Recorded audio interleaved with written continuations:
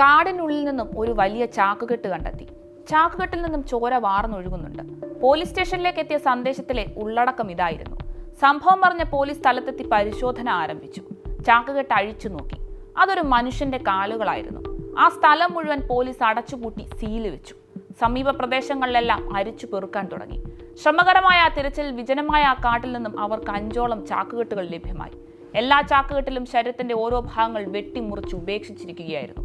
23 വയസ്സുകാരനായ ശിവാജി ജാദവിനെ കമലാഭായ് ബാഗ് എന്ന സ്ത്രീയും കൂട്ടാളികളും ചേർന്ന് വെട്ടിക്കൊലപ്പെടുത്തിയ കേസാണിത്. ദൃക്സാക്ഷിയായ 9 വയസ്സുകാരി വീടിന് പുറത്തുള്ള ഒരു ചെറിയ ഹോളിൽ കണ്ട ക്രൂരതകളുടെ കാണാക്കഥകൾ പുറം ലോകത്തെ അറിയിച്ച കേസ്. യഥാർത്ഥ പ്രതിയെ തിരിച്ചറിഞ്ഞിട്ടും തെളിവുകളുടെ അഭാവത്തിൽ പ്രതികളെ കോടതി വെറുതെ വിട്ട കേസ്. അടങ്ങാത്ത കാമവറിയുടെ മറ്റൊരു തുടർക്കഥ. വർഷം 2011 ഒക്ടോബർ 4. മഹാരാഷ്ട്രയിലെ ധാനയിലുള്ള ശാന്തിനഗർ പോലീസ് സ്റ്റേഷൻ പരിധിയിലെ ഭൂരിഭാഗവും മലമ്പ്രദേശമാണ്. ആ വിജനമായ കാട്ടിലെവിടെ ഒരു കൊലപാതകം നടന്നിരിക്കുന്നു. മനുഷ്യ ശരീരത്തെ പല കഷ്ണങ്ങളാക്കി വെട്ടിമുറിച്ച് ചാക്കുകളിലാക്കി ഉപേക്ഷിച്ചിരിക്കുകയാണ്. കൊലപാതക വാർത്ത അറിഞ്ഞ ഉടനെ അടുത്തുള്ള പോലീസ് സ്റ്റേഷനിലേക്കും വിവരം അറിയിച്ചു. പുറത്തെടുത്ത ശരീരഭാഗങ്ങളുടെ പ്രാഥമിക പരിശോധനയിൽ അതൊരു യുവാവിന്റെ മൃതദേഹമാണെന്ന് തിരിച്ചറിഞ്ഞു. തുടർന്ന് അടുത്ത കാലങ്ങളിൽ എപ്പോഴെങ്കിലും ഏതെങ്കിലും തിരോധാനങ്ങൾ റിപ്പോർട്ട് ചെയ്തിട്ടുണ്ടോ എന്നുള്ള വിവരങ്ങൾ അന്വേഷിക്കലായിരുന്നു പോലീസിന്റെ ആദ്യ നടപടി. അധികം വൈകാതെ തന്നെ അടുത്തുള്ള ഷാംപൂർ പോലീസ് സ്റ്റേഷനിൽ നിന്നും ഒരു കോൾ വരുന്നു. ഒക്ടോബർ 1, 2011 തന്റെ മകനെ കാണാനില്ല എന്ന് പറഞ്ഞുകൊണ്ട് രാജാറാം ജാദവ് എന്നയാൾ ഒരു പരാതി കൊടുത്തിരുന്നു. തുടർന്ന് അന്വേഷണ സംഘം അവരുടെ പക്കലുണ്ടായിരുന്ന ചിത്രവും രാജാറാം ജാദവിന്റെ മകന്റെ ചിത്രവും തമ്മിലൊന്ന് ഒത്തുനോക്കി. 2 ചിത്രങ്ങളും തമ്മിൽ സാമ്യങ്ങളുണ്ടായിരുന്നു. തുടർന്ന് ബോഡി ഐഡന്റിഫൈ ചെയ്യുന്നതിനായി അവർ രാജാറാം ജാദവിനെ മൃതദേഹത്തിന്റെ അടുത്തേക്ക് കൊണ്ടുപോയി. അറുത്തുമാറ്റപ്പെട്ട സ്വന്തം മകന്റെ മൃതദേഹത്തിന് മുന്നിൽ ആ അച്ഛൻ നിന്ന് നിലവിളിച്ചു. അതെ, മരണപ്പെട്ടത് രാജാറാം ജാദവിന്റെ മകനായ ശിവാജി ജാദവ് ആയിരുന്നു. 23 വയസ്സുള്ള ഒരു ചെറുപ്പക്കാരൻ. വിദ്യാഭ്യാസത്തിന് ശേഷം ചെറിയൊരു ജോലിയൊക്കെ നേടി ജീവിതം മുന്നോട്ട് കൊണ്ടുപോവുകയായിരുന്നു. മാതാപിതാക്കളുടെയും ബന്ധുക്കളുടെയും ചോദ്യം ചെയ്യലിൽ നിന്നും പറയത്തക്ക യാതൊരു പ്രശ്നങ്ങളോ ശത്രുക്കളോ ഒന്നും തന്നെ യുവാവിന് ഉണ്ടായിരുന്നില്ല. തുടർന്ന് ഉറ്റ സുഹൃത്തുക്കളെയൊക്കെ ചോദ്യം ചെയ്യാൻ തുടങ്ങി. അതിൽ നിന്നും ഒരു സുപ്രധാന വിവരം പോലീസിന് ലഭിക്കുകയാണ്. ശിവാജി ജാദവിന്റെ ഉറ്റ സുഹൃത്തായിരുന്നു വിജയ് പവാർ. ഇരുവരും ഒരുമിച്ചാണ് വളർന്നതും പഠിച്ചതും യാത്രയും ഒക്കെ. അതുകൊണ്ട് തന്നെ അവനെപ്പറ്റി എന്തെങ്കിലും അറിയണമെന്നുണ്ടെങ്കിൽ വിജയ് പവാറിനോട് ചോദിച്ചാൽ അറിയാൻ കഴിയുമെന്ന വിവരം സുഹൃത്തുക്കൾ അന്വേഷണ ഉദ്യോഗസ്ഥരോട് പറഞ്ഞു. ഇതേ തുടർന്ന് വിജയ് പവാറിനെ ചോദ്യം ചെയ്യാൻ തുടങ്ങി. താനുമായി ശിവജിക്ക് നല്ല അടുപ്പമുണ്ടെന്നും മിക്ക ദിവസങ്ങളിലും കാണാറുണ്ടെന്നും വിജയ് പറഞ്ഞു. എന്നാൽ കഴിഞ്ഞ കുറച്ച് ദിവസങ്ങളിലായി അവനെ ഞാൻ കണ്ടിട്ടില്ലെന്നും അവസാനമായി അവനെ കാണാതായ ഒക്ടോബർ 1 രാവിലെയാണ് കണ്ടെന്നുമായിരുന്നു അയാൾ പറഞ്ഞത്. ശേഷം ശിവജിയുടെ അച്ഛൻ കാണാനില്ലെന്ന പരാതി കൊടുത്തപ്പോഴാണ് താൻ അവനെ കാണാനില്ലെന്ന് അറിയുന്നതും അന്വേഷിച്ചിറങ്ങുന്നതും. വീണ്ടുമുള്ള അന്വേഷണത്തിൽ കമലാഭായ് ബാഗ് എന്ന സ്ത്രീയുമായി ശിവജിക്ക് ഒരു അടുപ്പമുണ്ടെന്ന രീതിയിൽ ചില വിവരങ്ങൾ പോലീസിന് ലഭ്യമായി. ഇതേ തുടർന്ന് ആരാണ് കമലാഭായ് എന്ന് അന്വേഷിക്കാൻ പോലീസ് സംഘം പുറപ്പെട്ടു. നഗരത്തിനടുത്തുള്ള ഒരു തെരുവായിരുന്നു കമലാഭായുടെ വീട്. അതൊരു ചെറിയ കുടിലായിരുന്നു. വീടിന്റെ വാതിൽ പുറത്തുനിന്നും ആരോ പൂട്ടിയിരിക്കുന്നു. തൊട്ടടുത്തുള്ള വീടുകളിലൊക്കെ കമലാഭായിയെ പറ്റി അവർ തിരക്കി. പക്ഷെ ജനങ്ങളിൽ നിന്നും അത്ര നല്ല അഭിപ്രായമായിരുന്നില്ല കിട്ടിയിരുന്നത്. നാട്ടിലെ യുവാക്കളെ വഴിതെറ്റിക്കുന്നവൾ, ചീത്ത സ്ത്രീ, ചെറുപ്പക്കാരായ ആൺകുട്ടികളോട് അവൾക്കൊരു ഭ്രമമാണ്. ഇങ്ങനെ തുടങ്ങി കമലാഭായിയെ പറ്റി പറയാൻ ആളുകൾ തടിച്ചുകൂടി. നാട്ടിൽ അവളെ ഒരു വേശ്യയായാണ് കണ്ടിരുന്നത്. 45-കാരിയായ ആ സ്ത്രീയെ തിരക്കി നിരന്തരം ചെറുപ്പക്കാരായ ആൺകുട്ടികൾ ആ കുടിലിൽ എത്താറുണ്ട്. ഇതിവിടുത്തെ ഒരു സ്ഥിരം കാഴ്ചയാണ്. കമലാഭായിയെ പറ്റി കൂടുതൽ ആഴത്തിൽ അന്വേഷണ സംഘം തിരക്കാൻ തുടങ്ങി. കമലാഭായി വർഷങ്ങൾക്ക് മുന്നേ വിവാഹിതയാണ്. ഭർത്താവിനൊപ്പം കുറച്ചു വർഷമേ ജീവിച്ചിട്ടുള്ളൂ. അതിനിടയ്ക്ക് അവർ 6 മക്കൾക്ക് ജന്മവും നൽകി. പക്ഷേ ആ കാലം മുതൽക്കേ അവർക്ക് പരപുരുഷന്മാരുമായി ബന്ധമുണ്ടായിരുന്നു. ഭാര്യയുടെ ദുർനടപ്പ് സഹിക്കവയ്യാതെ തന്റെ 6 മക്കളെയും കൊണ്ട് അയാൾ നാടുവിടുകയായിരുന്നു.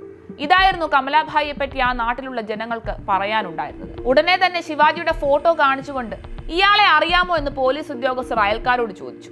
അയൽക്കാരിൽ പലരും ശിവാജിയുടെ ഫോട്ടോ തിരിച്ചറിഞ്ഞു. ഇയാൾ പലപ്പോഴായി ഇവിടേക്ക് വരാറുണ്ടെന്നും പലതവണ കമലാഭായിക്കൊപ്പം കണ്ടിട്ടുണ്ടെന്നുമാണ് അയൽക്കാർ പറഞ്ഞത്. വൈകുന്നേര സമയങ്ങളിൽ കമലാഭായി ആ കുടിലിൽ ഉണ്ടാകുമെന്നും അവർ പോലീസുകാരോട് പറഞ്ഞിരുന്നു. അയൽക്കാരുടെ മൊഴി പ്രകാരം കമലാഭായിക്കായി പോലീസ് സംഘം കാത്തിരുന്നു. അങ്ങനെ കമലാഭായി അവിടേക്കെത്തി. പോലീസ് സംഘത്തെ കണ്ടതിന്റെ യാതൊരു പതർച്ചയും അവരുടെ മുഖത്തുണ്ടായിരുന്നില്ല. അവർ ആദ്യം തന്നെ ശിവജിയുടെ ഫോട്ടോ കാണിച്ചുകൊണ്ട് ഇയാളെ അറിയാമോ എന്ന് ചോദിച്ചു. ഒന്ന് ആലോചിക്കാൻ പോലുമുള്ള നേരമെടുക്കാതെ അറിയാമെന്നവർ പറഞ്ഞു. അവൻ ഇടയ്ക്കിടെ ഇവിടെ വരാറുണ്ട്. പക്ഷെ കുറച്ച് ദിവസങ്ങളായിട്ട് കണ്ടിട്ടേയില്ല. ഒരു വാക്ക് പോലും പറയാതെ ഇവിടെ നിന്നും പോയതാണ്. എവിടേക്കാണ് പോയതെന്ന് ഒരു വിവരവുമില്ല. അവൻ വരട്ടെ, അവന് കൊടുക്കുന്നുണ്ട് എന്നൊക്കെ പറഞ്ഞ് സാധാരണ പോലെ അവർ പെരുമാറി. പോലീസുകാർ പ്രതീക്ഷിച്ച യാതൊന്നും അവരിൽ നിന്നും ലഭ്യമായില്ല. തുടർന്ന് ആ വീട് മുഴുവൻ അവർ പരിശോധിച്ചു. അതൊരു ചെറിയ കുടിലാണ്. ഒരു കൊലപാതകം ഈ കുടിലിനുള്ളിൽ വെച്ച് നടക്കുക എന്നത് അത്ര സംഭവ്യമായ കാര്യമല്ല എന്ന് പോലീസുകാർക്ക് തോന്നി. ഒപ്പം വീടിന് ചുറ്റും പരിശോധിക്കാനും ആരംഭിച്ചു. കൂട്ടത്തിൽ ഒരു പോലീസുകാരൻ വീടിന്റെ പിൻഭാഗത്തെ ഭിത്തിയുടെ താഴ്ഭാഗത്തായി ഒരു ഹോള് കണ്ടെത്തി. ആ വീടിനുള്ളിൽ എന്ത് നടന്നാലും ആ ഒരു ഹോളിലൂടെ കാണാൻ കഴിയുമായിരുന്നു. ഒരുപക്ഷെ ഈ കുടിലിൽ വെച്ചാണ് ഈ കൊലപാതകം നടന്നതെങ്കിൽ ഈ ഹോളിലൂടെ ആരെങ്കിലും അത് കണ്ടിട്ടുണ്ടാകും. കമലാഭായ് വഴിവിട്ട ജീവിതം നയിക്കുന്ന ഒരു സ്ത്രീ ആയതിനാൽ അങ്ങനെ ഒരു സാധ്യതയും തള്ളിക്കളയാനാവില്ല. അങ്ങനെ ഒരു ദൃക്സാക്ഷിയെ കണ്ടെത്തിയാൽ ഒരുപക്ഷെ ഈ കേസ് വിജയിക്കാനാകുമെന്ന വിവരം പോലീസ് ഉദ്യോഗസ്ഥൻ അന്വേഷണ സംഘത്തോട് പങ്കുവച്ചു. തുടർന്ന് അന്വേഷണ സംഘം രണ്ടായി തിരിഞ്ഞ് രണ്ട് വഴിക്ക് അന്വേഷണവും ആരംഭിച്ചു.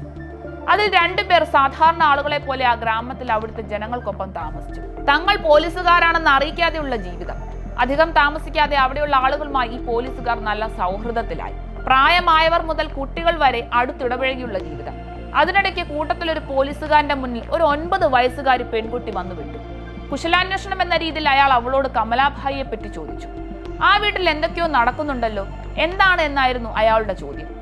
അവരെ പറ്റി അധികമൊന്നും സംസാരിക്കേണ്ട, അവരൊരു ചീത്ത സ്ത്രീയാണ്. ഇതായിരുന്നു ആ കൊച്ചു പെൺകുട്ടിയുടെ മറുപടി. കാരണം എന്താണെന്ന് അയാൾ ചോദിച്ചതും അവളുടെ മറുപടിയിൽ അയാൾ ഞെട്ടിപ്പോയി. വീടിന്റെ പിൻഭാഗത്തെ ഭിത്തിയുടെ താഴ്ഭാഗത്തായി ഒരു ചെറിയ ഹോൾ ഉണ്ട്. ആ ഹോളിലൂടെ നോക്കിയാൽ അകത്ത് നടക്കുന്നതൊക്കെയും കാണാൻ കഴിയും. സ്കൂൾ വിട്ട് ആ വഴി വരുമ്പോൾ ആ ഹോളിലൂടെ ഞാൻ നോക്കാറുണ്ട്.